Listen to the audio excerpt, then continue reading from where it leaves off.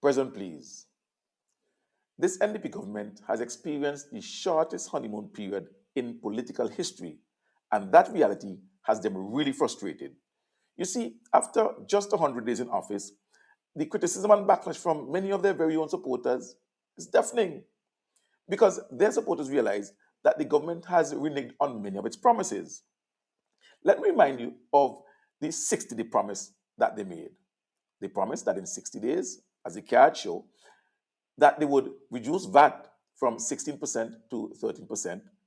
They would have given a double bubble to all public servants, including the janitor, according to Fitz Bramble. They should have doubled poor relief from $350 to $700, and all individuals impacted by the COVID mandate should have been reinstated with full benefits and so forth. After 100 days, none of that has happened. VAT is still at 16%.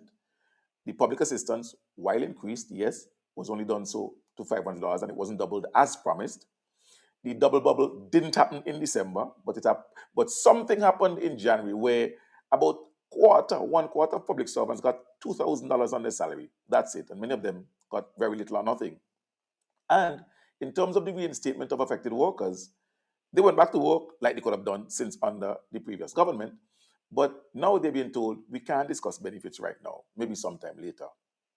Now, with all of those disappointments happening and with other things cropping up like board appointments and so forth, there's so much backlash by their own supporters. And so, to feel good, they plucked a set of randomly chosen things and put them on a list to celebrate 100 days. For example, on this list you have no new taxes. Is that something to celebrate? Over the past couple of years, we've been celebrating a reduction in income tax and an expansion of the taxable income. That's something to celebrate, not no new taxes. But your promise was cutting VAT. So you failed. What is there to celebrate? Or let's say the reinstating of teachers. Well, the teachers who went to work in December could have gone back to work since before.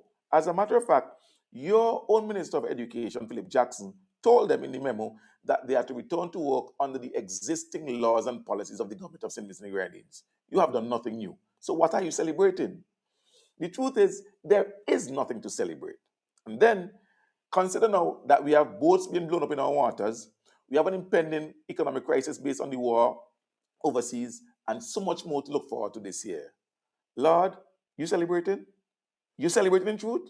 Listen, you failed. And I know no one who celebrates failure.